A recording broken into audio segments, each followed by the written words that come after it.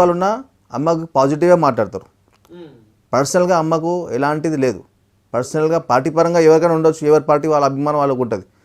కానీ పర్సనల్గా మాత్రం అమ్మకు చాలా అభిమానం. ప్రతి ఒక్క పార్టీలో కానీ ఏ పార్టీ వాళ్ళు వెళ్ళినా అమ్మ దగ్గర వెళ్తాము, పని అవుతుందని తెలుసు వాళ్ళకు. మహేశ్వరం నియోజకవర్గంలో ఎటువంటి అభివృద్ధి జరగలేదు, ఎక్కడ వేసిన గొంగడి అక్కడే ఉందనేసి ఇటు బీజేపీ నాయకులు ఇటు కాంగ్రెస్ నాయకులు అంటున్నారు. దీనిపై మీ స్పందన ఏంటి? ఇది చాలా పెద్ద జోక్ అన్న, ఇదైతే చాలా పెద్ద జోక్. ఇప్పుడు మీరు హైదరాబాద్ నుంచి వచ్చారు కదన్న, మహేశ్వరం గేట్ నుంచి మహేశ్వరం ఇది 6 కిలోమీటర్స్ మాకు డిస్టెన్స్. శ్రీశైలం హైవే నుండి మాకు మహేశ్వరం 6 కిలోమీటర్స్. 2000 అప్పటి నేను కాలేజ్ లైఫ్లో ఉన్నప్పుడు దేవేందర్ గౌడ్ మినిస్టర్ ఉండే టీడీపీ నుంచి. తర్వాత ఆయన మినిస్ట్రీ చేసిండు. ఆయన మా ప్రాంతవాసియే, తుక్కుగూడ ఆయన విలేజ్ మంకాల్ దేవేందర్ గౌడ్.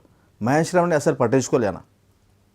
ఒక చిన్న రోడ్డు కానీ, ఒక డ్రైనేజ్ సిస్టమ్ కరెక్ట్ లేకుండే, వ్యవస్థ లేకుండే మా దగ్గర. మంచి నీరు కానీ, డ్రైనేజ్ వ్యవస్థ కానీ, స్కూల్స్ కానీ, కాలేజెస్ కానీ ఎలాంటి సౌకర్యం లేకుండే. తర్వాత 2009లో ఇబ్రాహీంపట్నం మాది నియోజకవర్గం, ఫస్ట్ ఇబ్రాహీంపట్నం ఉండే. తర్వాత 2009లో మహేశ్వరం నియోజకవర్గం ఏర్పడ్డది. మహేశ్వరం నియోజకవర్గం ఏర్పడ్డ తర్వాత మా నాయకురాలు సబితమ్మ గారు మహేశ్వరం ఎమ్మెల్యేగా అయి హోంమంత్రిగా పదవి బాధ్యతలు స్వీకరించిన తర్వాత మాకు కొంచెం అప్పుడు మేము సంతోషపడ్డాం. మన ఊరికి మంచి రోజులు వచ్చినాయి, మన కాన్స్టిట్యున్సీకి మంచి రోజులు వచ్చినాయి, మన ప్రాంతానికి మంచి రోజులు వచ్చినాయి, మన భవిష్యత్, మన పిల్లల భవిష్యత్ బాగుంటుందని మేము కోరుకున్నాం.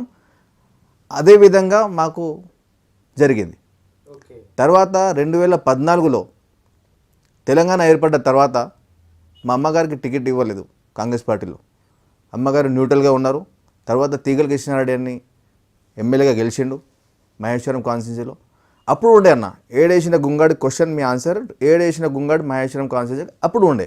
కానీ ఇప్పటికి కూడా నియోజకవర్గంలో అనేక సమస్యలు ఉన్నాయని చెప్తున్నారు కదా ప్రజలు. రండి అన్న, ఎక్కడ సమస్యలు ఉన్నాయి, సమస్యలు ఎప్పుడు ఉన్నాయి? కాంగ్రెస్ అటు జిల్లాలు కూడా మున్సిపాలిటీ కావచ్చు, అంటే గతంలో ఇప్పుడు జిహెచ్ఎంసీలో కలిసింది, అటు జిల్లాలు కూడా కావచ్చు, ఇటు కొన్ని బడంపేట మీర్పేటలో కొన్ని స్లమ్ ఏరియాలు కావచ్చు.